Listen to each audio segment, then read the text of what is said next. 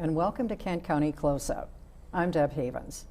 Have you heard the story about the wealthy man who owned a land, a factory, and a beautiful mansion? He fell in love with a young working girl only to be driven from his home and have it burned to the ground.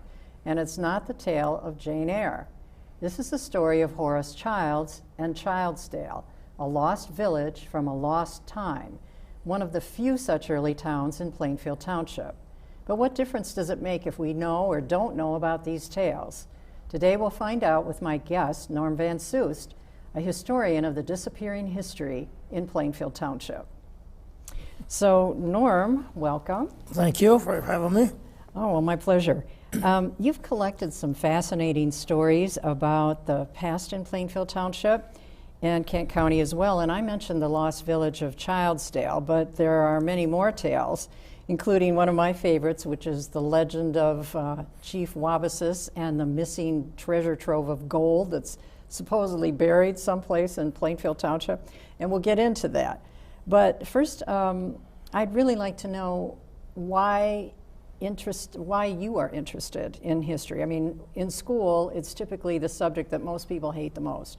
So what is it that's so important about history that's fascinated you?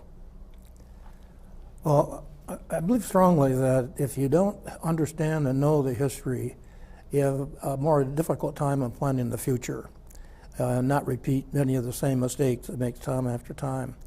And your comment about history being taught in the schools is a somewhat dry course, and I'm probably as guilty a student as anyone during that period of time, because I think they dwelled too much on dates when Thomas Jefferson did so-and-so, and rather than the concept behind of what he accomplished or any of the founding fathers accomplished.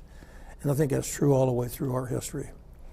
And then I also, as I've gotten older, and my mother lived to be 96, and I oftentimes would, when I was living out of state, would come in and visit with her, and we'd drive through the countryside, and I kick myself now I didn't record all the things that she told me, because they are going to be lost. Her generation is all gone, and many of my generation is gone, and so much of this history, both family and the community, is going to be gone forever. And once it's gone, it's no way of recouping it. Yeah, and that's very sad, considering the richness of some of the history that I've learned from you just in previous conversations. But let's explore that a little bit. This whole idea of a lost village inside of Plainfield Township. Let's start again with Childsdale. I mentioned that it was one of the towns that grew up along the Grand and the Rogue Rivers, and now it's only a name on a street sign, basically, but it was quite a bustling community. Is that right? That's correct. Actually, Childsdale started out as a lumber sawmill, and that was abandoned. And then Mr. Childs, shortly after the Civil War, purchased what was left of the sawmill and about a couple hundred acres, and did a very successful business. But he was producing paper, mostly butcher paper, for the Chicago market, and he was doing very well. And then his son took over in the late 1880s, and he was very well liked by his employees. He basically owned all of the buildings in town, and he paid his people in scrip, but they were very sensitive toward their employees. And many stories about how one family needed shoes for the kids, so his wife would take them into Grand Rapids and buy clothes for them, and shoes and what they needed.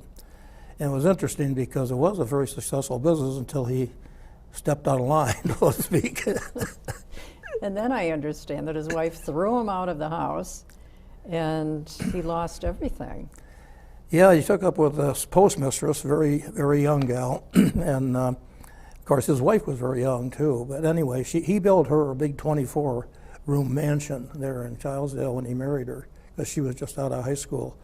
But when this happened with his little playing with the postmistress, she kicked him out, and she moved into Grand Rapids. But she said that if he ever took her in that house, she would burn it down. But it was sat vacant for several years and mysteriously burned down. We have no idea.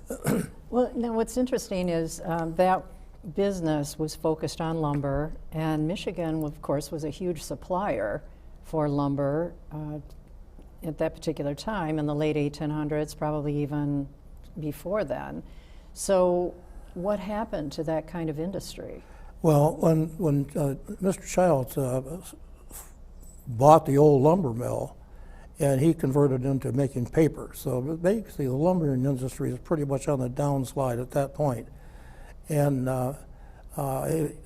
so he was making that butcher paper, plus he also converted to what they call straw paper, some kind of a process they used.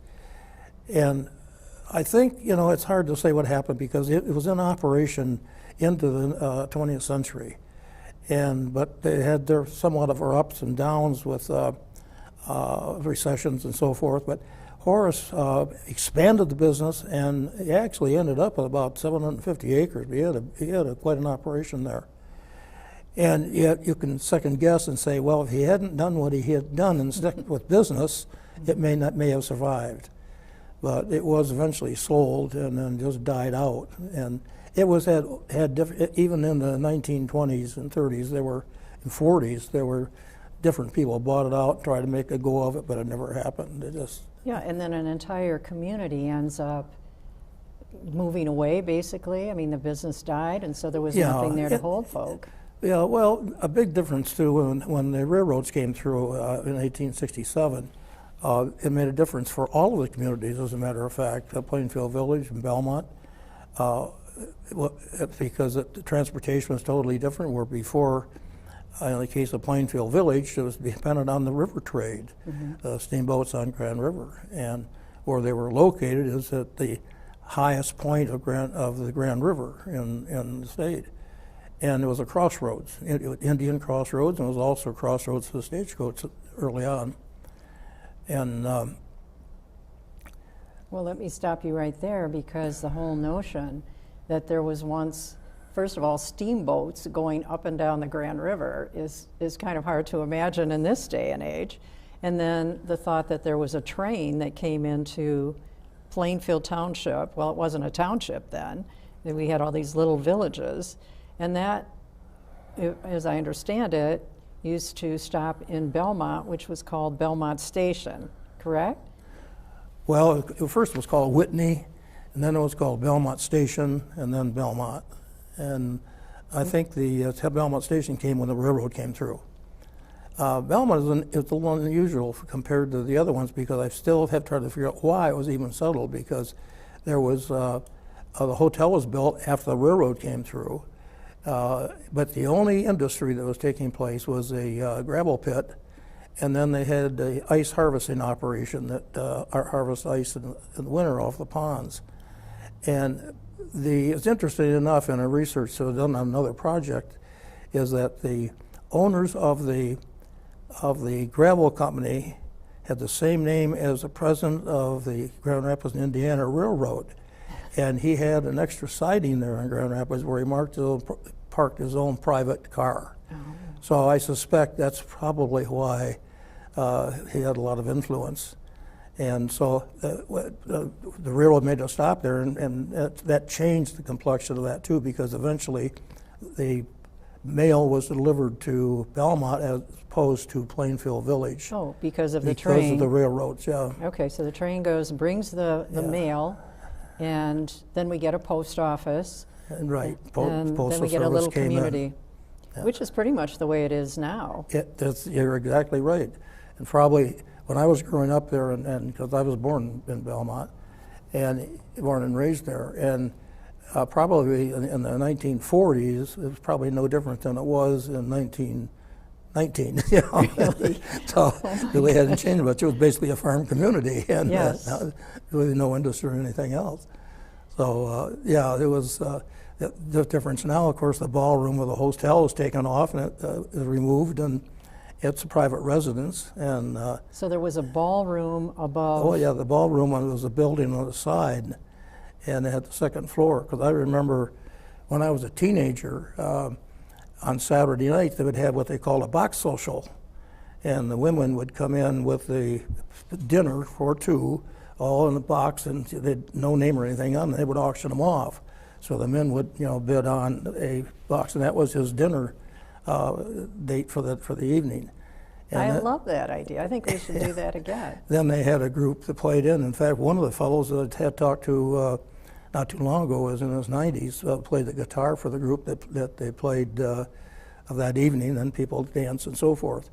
And they allowed the teenagers to come in after the dinner was over with, so they can dance. So did you have to be single to, first of all, supply a box lunch or to order one? No, the women would put together a dinner, like a chicken dinner, and in a container and bring it in. So it wasn't really like a date matchup, more. It Oh was, no! It was just a fun time. The guys would bid on the prettiest box, for example, and that was who he had dinner with that night. But I still think it's kind of tricky if you're married to somebody who's having dinner with somebody else. Yeah, you can't take that in the wrong way there. But it was. But that whole part of the building has been torn down. In fact, in the 40s, a group got together, and my family was part of it, forming a co-op association, and bought the building. And Jake Hardick had a feed mill in at that time, and bought the building. And that, as the community changed and the farming went away, that ended that whole era. Mm-hmm. But well, let's go a little further north up the river, because there was also another town called Jericho, right, which is kind of an interesting name. I mean, Childsdale was connected to the owner, Mr. Childs, right, of that factory. But where does Jericho come? It sounds biblical. Well, there's really not too much information I could find on it. It had been referred to in some of the articles and stories as just a hamlet. And it was a sawmill, and then it just closed up, and the only remains that you can identify is the name of the road that goes down to it, Yeah. Jericho. Again, just a street sign. But I found very little information on it.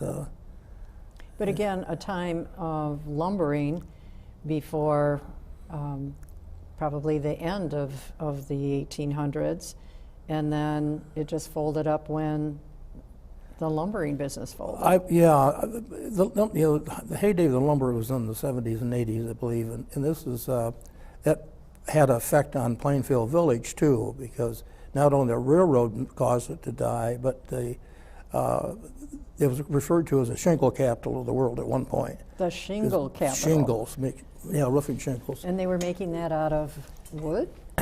Well, they would harvest those and then stack them up until in the warehouse there, until the ice cleared, and so the steamboats would come up. Then they would take them home off and haul, mostly the Chicago market.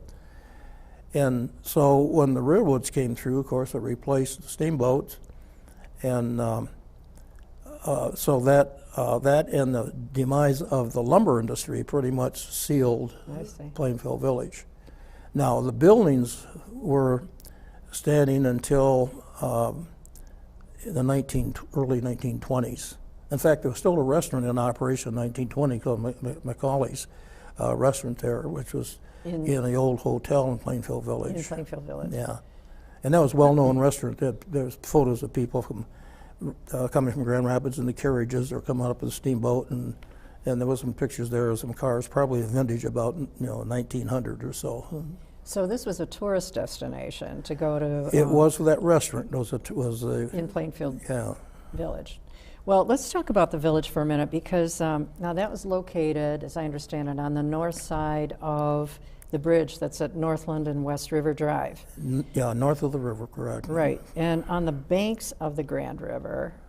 So again, oriented toward a steamboat traffic. And then I understand that there was an Indian village that was actually on a bluff above. Yes, right. What? Tell us a little bit about that. I mean, how was that there? Obviously, before Plainfield Village was constructed. Oh yeah, that village was there. It was a pretty good sized village, from what I understand. There was a smaller one across the river, but that was the main one. And the first squatters came in, I think, in 1834, before it became even federal property. And Livingston's came in. George Miller came in 1836. In fact, his house was just not too long ago, was torn down. It was on near the Rogue River Road and the river. And this is before Michigan even became a state. Yeah, Michigan became a state in 1837. Right. And Plainfield Township, it covered a much greater area than what we call Plainfield Township now. Oh, really? Yeah, and I've got another little project I worked on called the evolution of Plainfield Township, because it encompassed what is now Algoma, Oakfield, Cortland, and Cannon. Oh, wow. At one time, yeah, when it originally was settled. Well, I want to go back to the Indian Village in just a moment, but yeah. I wanted to ask you too, and it kind of fits into this notion of having such a huge territory originally where Plainfield Village was located, but it actually began to compete with Grand Rapids at some point. That's over the issue of where the courthouse would be established. Yeah, Plainfield was then running for the location of the county courthouse, and they lost out because Grand Rapids chartered, and so they were way ahead of. That's another thing. Growing up, I heard oftentimes that Plainfield was older than Grand Rapids, and also Plainfield Village was at one time larger, and neither one was true.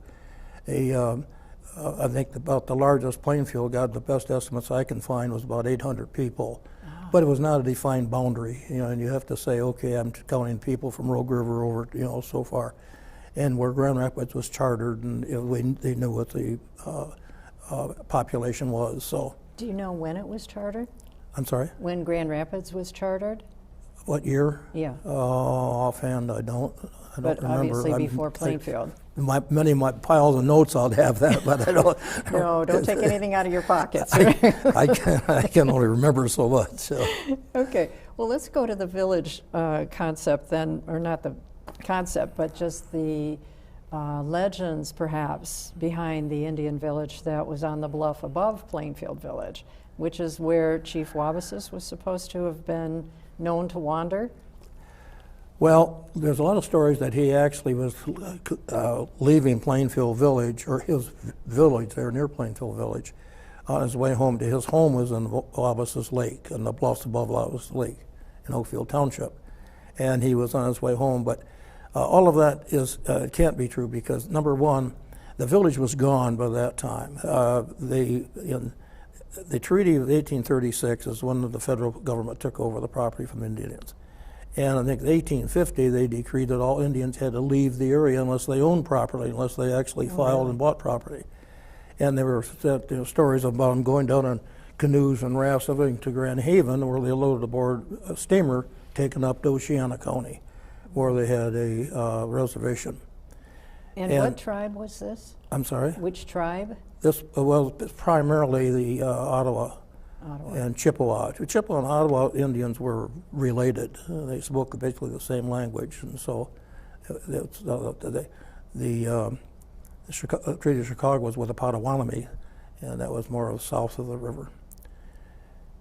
And anyway, so basically, at the time he was murdered, there really was no longer any village up there. That had pretty much gone. The Indians had moved out. So Chief Waba says, I didn't realize that places like Lake Wabasas and so on were named for him, but apparently he was a very influential person at the time he lived. Well, he was good friends of the the House family. Andrew House was one of the first settlers in the area, and the family were friends with him. The Smith family, which I have contact with the descendants and got a lot of information from them to verify some other, some of the other myths and dismiss some of the myths. But he was well liked. Now, where it changed, and you'll find some of the histories in, like, History of Kent County, and I think it was 1870, they really, there was a lot of anti-Indian sentiment at that time, too, like there was out west. And so some of the articles were written about him, which were not very valid. And Homer Birch, who is a good source of information, because he's a well-respected historian of the Grand River Valley, and he did a lot of study and did a lot of. In fact, he got the grandson of Dr. Waba, Chief Waba's grandson, and because the family moved out of the area because of these bad reputations that he was a drunkard and so forth. And that's, I just miss those because you have a hard time convincing me that people like the Smith family and the Andrew House family, all these people would have been friends with a drunkard, Okay, so if I understand, what you're saying is that Chief Waba, as portrayed in news coverage of that era, was tainted with some of the prejudices about Native Americans, and so he's got this reputation of being a drunken, disorderly character. And you're saying, but he would likely have not been friends with some of the most important white settlers at that time if he had been that kind of character. Okay, well, moving on from there, so there's this tale of him being murdered for an enormous amount of gold that he was carrying around, and that gold then disappeared, and the rumor is that it might still be buried here in Plainfield Township somewhere. So how do we start unpacking that? Yes, the rumors were just unbelievable. In fact, you still see articles being written which were based on previous articles about the wealth. But one important thing to remember is that at the time of the treaty, the Indians were no longer paid by village, where they would normally give the money to the chief, and he would disperse with his own village. Okay, now this was because the treaty with the federal government gave some sort of compensation to the Indian chiefs, and then they were supposed to distribute it. Okay. I've read the Treaty of Washington several times, and what it does, it basically gives the Indians in the whole area, and it's a defined area, X number of millions of dollars plus, agree to put schoolhouses up and put in breakfast shops and so forth.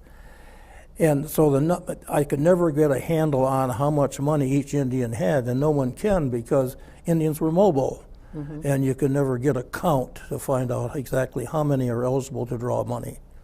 But the law was changed, the federal government changed the law so that each individual had to draw their own money. The chief no longer took it. So the stories about he stole the money from the rest of the Indians in the village is not true because he was not given their money to start with. Okay, that's so part one of these tales then starts with the attributing a theft to him from the money that he was supposedly gathered from the federal government, and that couldn't have been because the government simply wasn't distributing dollars at that time. Okay, so what's another myth about him? Well, that the reason he was murdered was because he signed the treaty, and that's not true because I read the treaty and his signature is not on there. So this was a treaty between the federal government, Treaty of Washington in 1836. And so he never signed that, although from some of the articles I read that he was in favor of it being purchased, but he had nothing to do with it.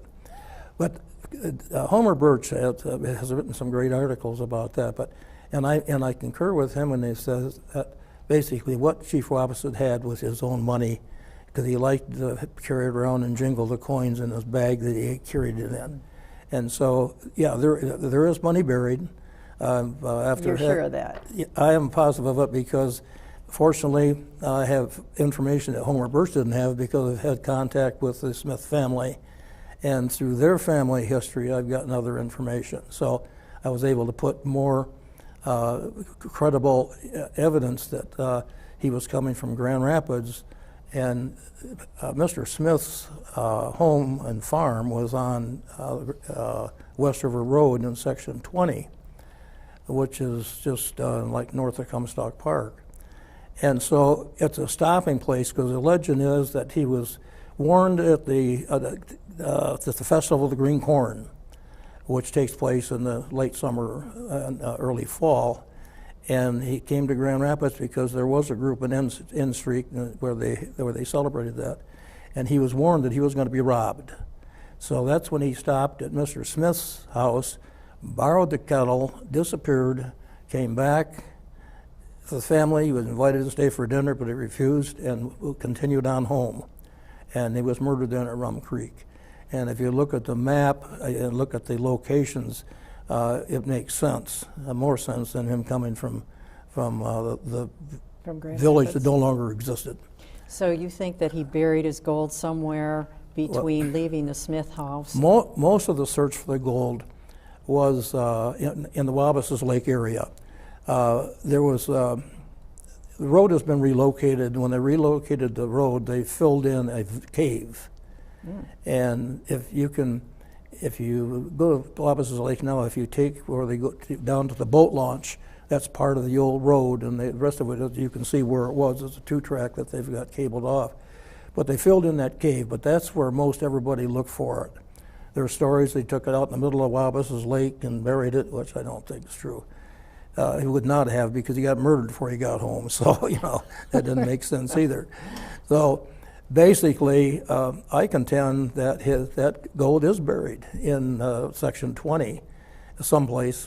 And it could be anywhere from the Grand River to wherever, because it's a big area, some big bluffs there too. And the Smith family are aware of that. The descendants are, they've talked about it. And in fact, one of them has visited the Smith gravesite in West River Road here, I think in the 70s, article in the Grand Rapids Press about that. And she, at that time, that lady, that descendant, said that the family dismissed it, so they never looked for the gold. It was just a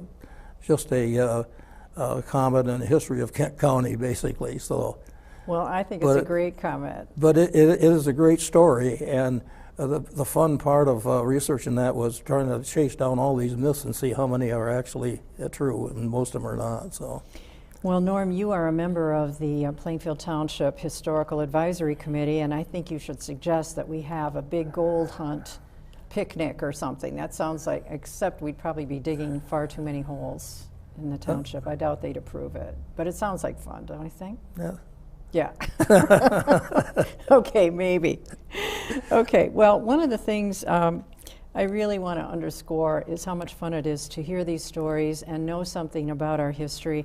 It's interesting too, because when we think about the impact of paper mills and that sort of thing, and now we hear it in the context of the pollutants and all of the groundwater damage that was done by these factories, and and so in a way it helps us have a context of how the progress that we made as a state, as a nation, as a community, it also has a price to be paid, and we need to be aware of that, and we need to be knowledgeable of what impact these forces have had so that we can be aware of it today.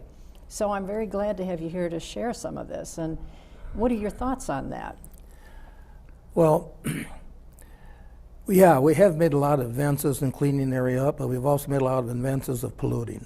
And I go back again when I was a teenager, and one of my being a farm boy in a lot of area, I had a big playground to play in, and there was a swimming hole we had in Rogue River Road, right near Rogue River Road. In fact, about where the bridge is now, it's been relocated, and it was condemned because the chemicals had just completely clouded the bottom of the river, and it was smelly, and it came from 2 sources, basically. And I was delighted here just a few years ago, because I lived out of the state for a number of years, to go back to that area and look at how clean it was. Fly fishing is open now north of Rockford and some of the areas, and trout are back. That's progress. That is real progress.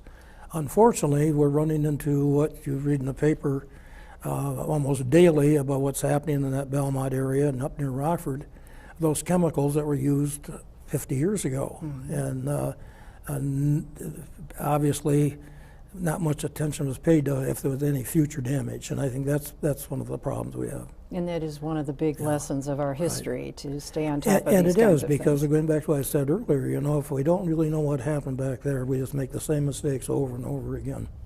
Very Part of it, powerful. so. Very powerful. Well, Norm, thank you so much for being here and sharing the history that not only is fun and inspiring, but is important for us to know, just for our health and safety as we move through the future. So thanks for being here. Thank you for having me. I enjoyed it. Good. And the history of our nation's birth is basically a story we tell about ourselves, our ideals, and our goal to create a more perfect union. Every one of us and every community, past, present, or future, is part of the story. And that's it for Kent County Closeup. Thanks for joining us with the production team here at GRTV in Grand Rapids, Michigan. Well, good. Yeah, you had some fun?